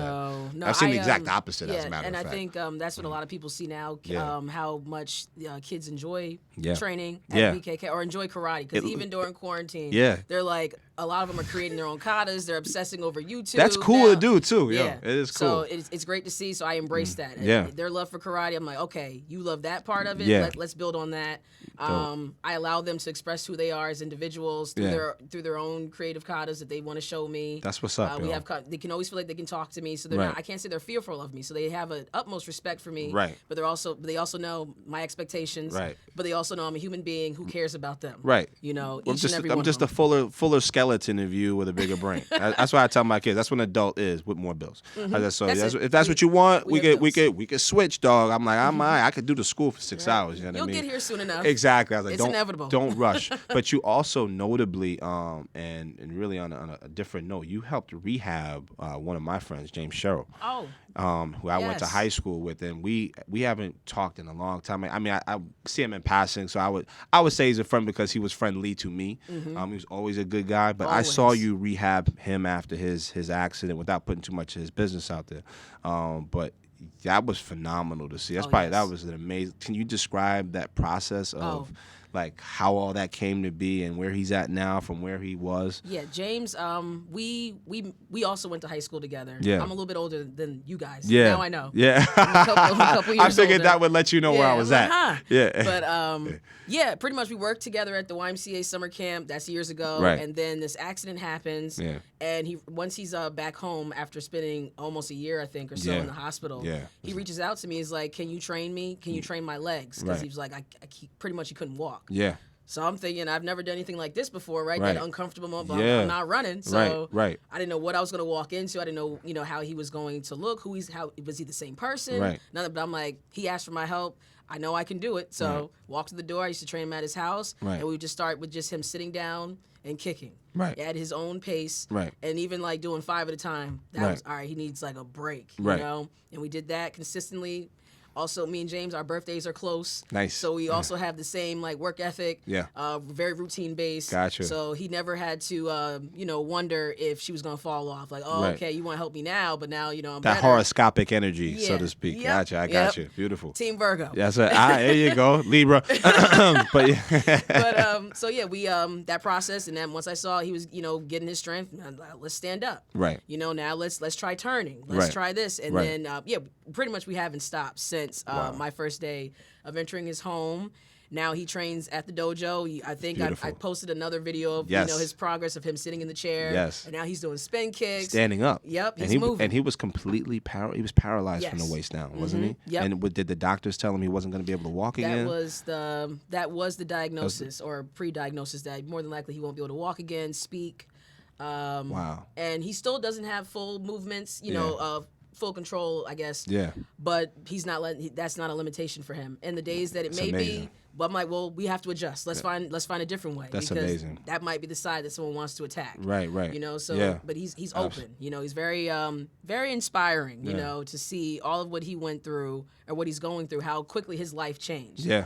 And it's not like this pandemic, he's just going to get a shot, and now eventually this is going to be in the history books. Like, this is his life. Ongoing. Yeah, so just to see that, it's like, this gives me a reason to show up. And I also talk to my younger students about James, and, you know, they see him in the videos. And they get it, you know. So definitely, James is definitely one of my best students. Big shout out to James, man. I appreciate him asking me. He invited me to his journey of rehab. And how did he find you at that particular time? Were you more like instructional at that point in time? You didn't have your own school at that point when he reached out. I was just teaching. I forgot how many years he was. Yeah, at that point I was still teaching at Kincaid. Okay. But yeah, we're friends on Instagram. Yeah. You know, and I think at that point I just started my Master Karrin's Corner page, so people were seeing me teaching karate at Kincaid. Dope, and man. at Shokan. I was teaching at both schools at the time. Yeah, right before the pandemic, I was teaching about 100 kids a week. Dedicated. Yeah, so I'll be back in the school systems when schools opens. That's what's up, man. I'm so excited to see what you're gonna do next, and shout out to you for helping rehabilitate. I mean, I haven't had a student where I've had to like kind of go all the way from that. You know, that's hard to work. I mean, it's like, what do you do? And you figured it out. So like that's kind of, you seem like that's the kind of person you are. It's like, let's figure it out. And that's good. Those are the three famous words that I've used growing when I grew up, and I use them with my kids. So I'm like, figure it out. My mom was always, we got to think.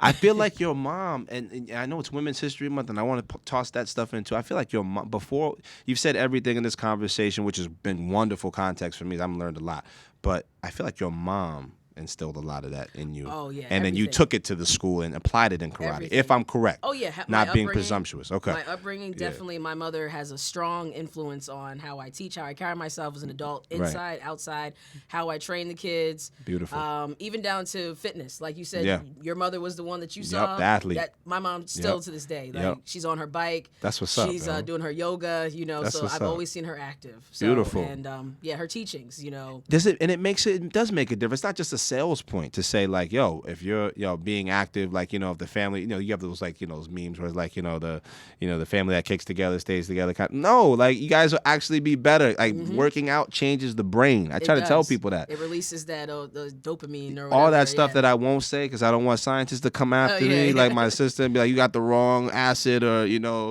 peptide. I don't want to get anything wrong, but no, like, it does. I just know it. I know that what I've seen a woman. And I taught her, she reversed her hair color in front of me. Not by adding, you know, products from CVS, like, or Walgreens, which is like the hood version of CVS. But yeah, like, she didn't use any like hair products. She was just a very traditional woman in her 60s, which starting something like that at that age is like jumping out of a plane. I think she was maybe 50s when she started, late 50s, but still 50-something, kicking and punching. What? I'm like, all right, come on. She almost passed out her first class just because she was a career smoker. She stopped smoking incrementally. I don't think she went cold turkey, but martial arts certainly helped. I watched her. I'm like, yo, your hair. I'm like, yo, that's a nice color you put in there. And she was like, She's like, that's all you guys. I'm like, yeah, it works. Who you mean? I didn't change your hair. Did I change your hair color? She's like, no, like really working out change. And I like to separate working out and training. Training and exercise change everything neurologically. I think even more than physiological. I think that those are the benefits, especially me now having been a semi-overweight person, which was still like in enough shape to do what I needed to do. I understood people that come in there with the struggles and the challenges of being overweight and not having been active for a certain amount of time. Because you gotta show up. Because you just have to show up. That's the hardest part. You just have, and that's a mental commitment. Even if it's like my workouts can only happen between 4 and 6 a.m.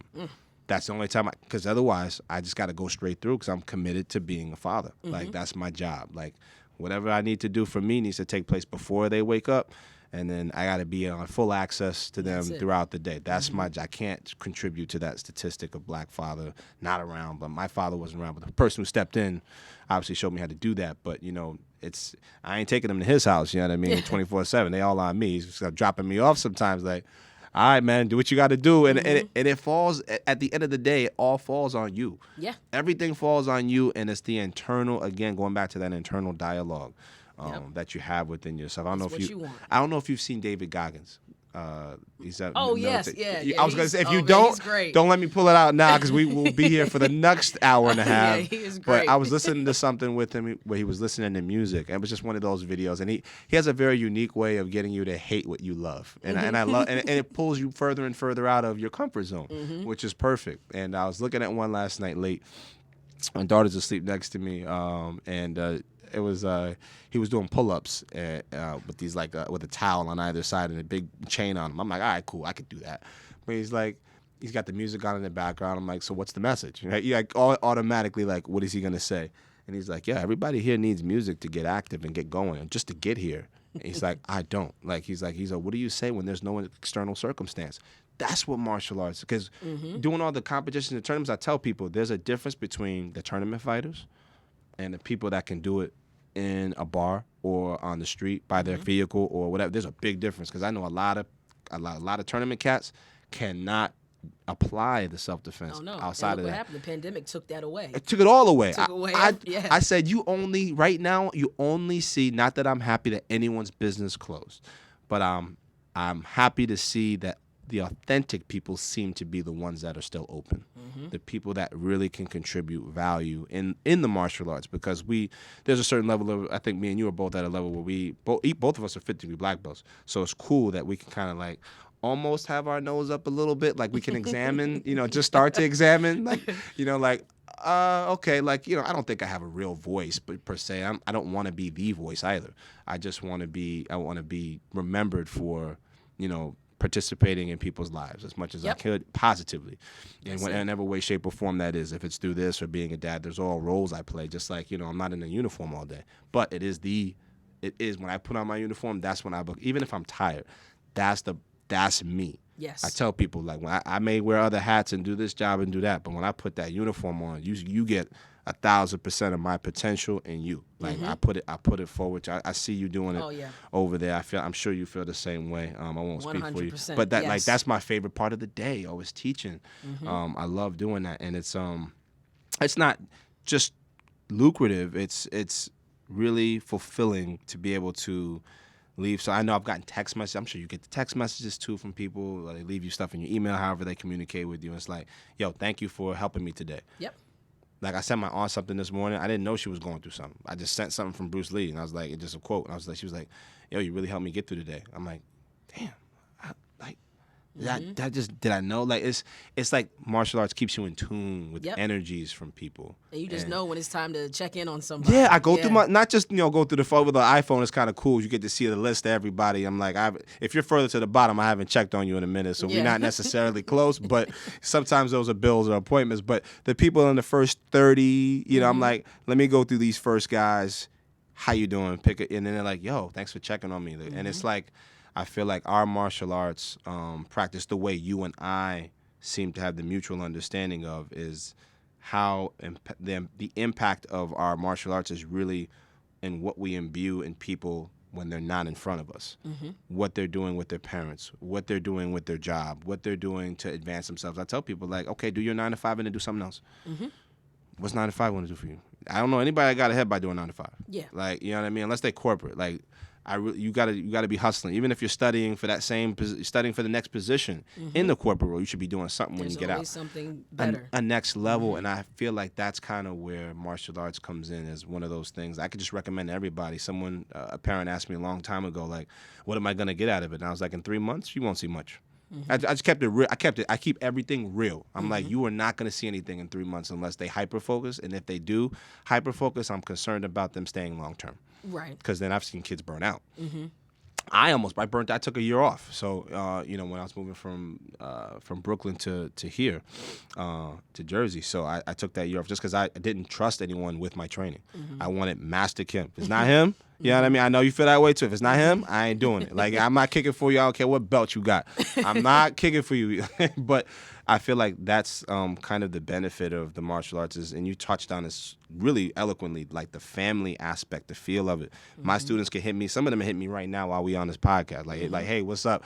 I see you. I saw you on IG Live today. Like, what's up? You know what I mean? It's cool that they're tuned in, and the people that I bring around, even though I don't have a physical location yet, it's nice to people come to my house, ask how my kids are doing, how's your wife doing, blah blah blah, and I'm like, that's what I want them to go pay forward. Yep.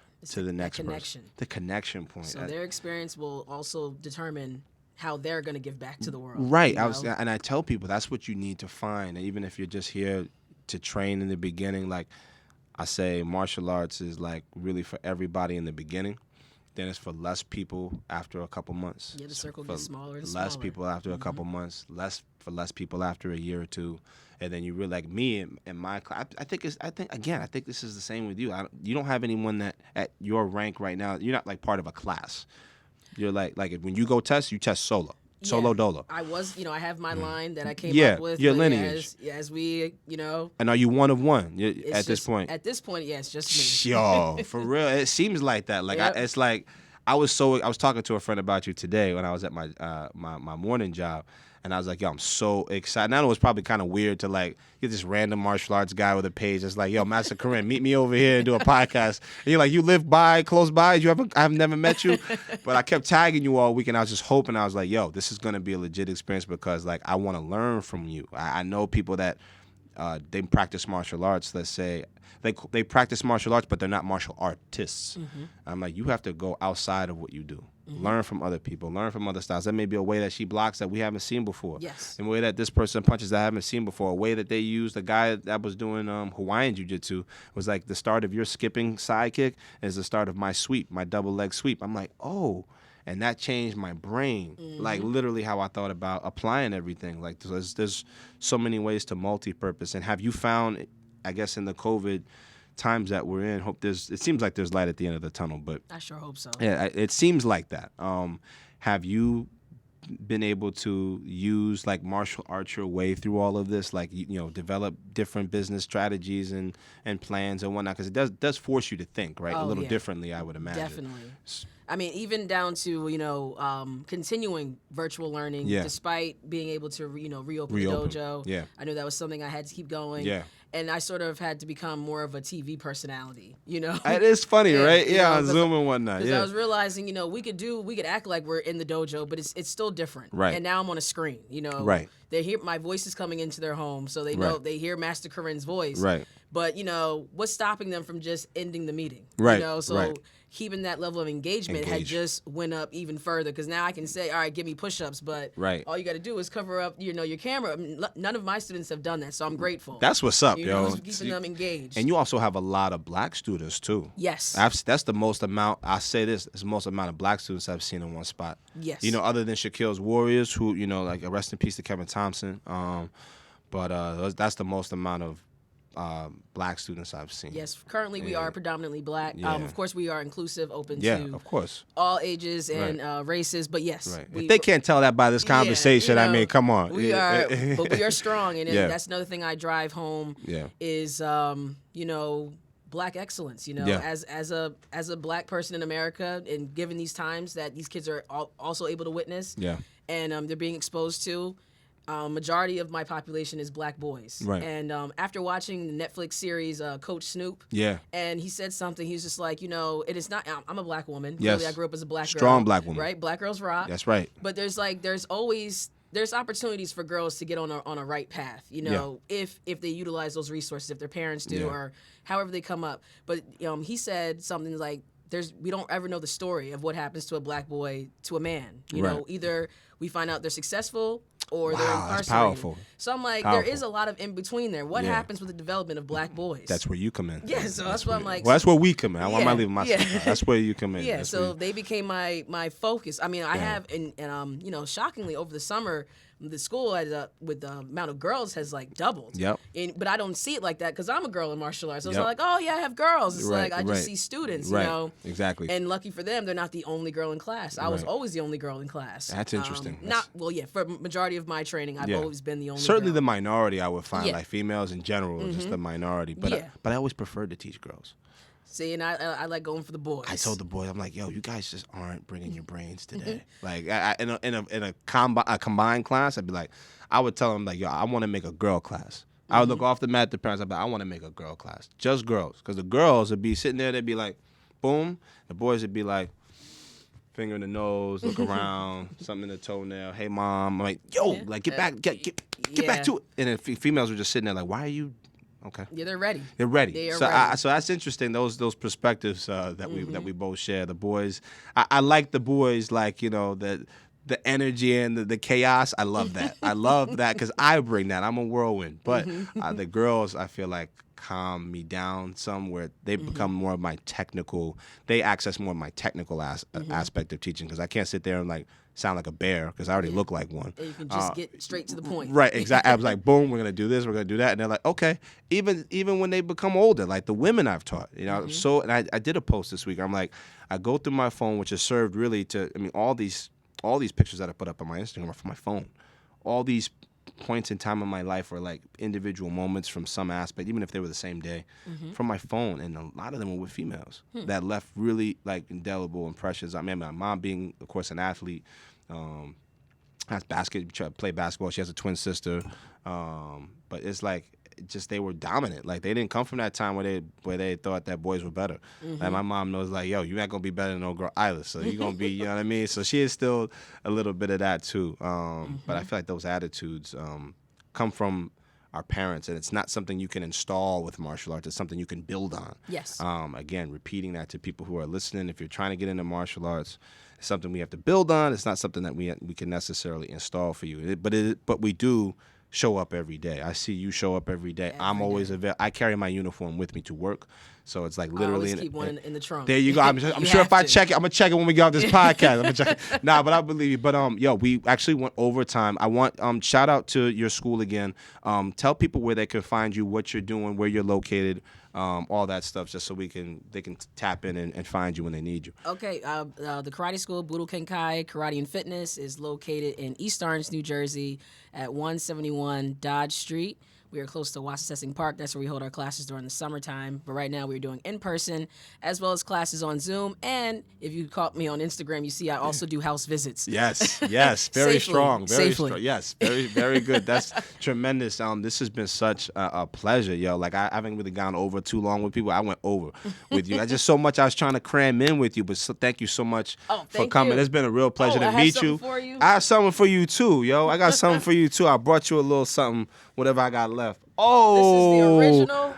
Dope. This is where it started. Team BKK. Beautiful. I will wear that. This is where we started. I had 6 kids on my team, and now we have tripled. And I'm going to give you one of those patches I got. You. That's actually me. Not the guy getting hit, but the guy that's doing the hitting part. So that's me. But yeah, I really appreciate you, Master Karrin. Again, thank you. This is the 6th episode of the Mastery Podcast, the second half of the first 10 episodes that I've released. This is actually also Master Karrin's first podcast, from what I understood. I didn't know that before she hopped on. It's also the first day of spring. So I love this episode will be released very shortly. Again, visit mastercm.net. I also teach Taekwondo, traditionally, 5th degree black belt, as you know. But you can go on my website, mastercm.net. You can find me pretty much anywhere. Instagram, Master Chris Malarkey, is where I spend most of my time these days. So thank you again, Master Karrin, so much. It's been an honor and a pleasure to sit next to you. Thank you so much, everybody. Thank you. Peace. Deuces.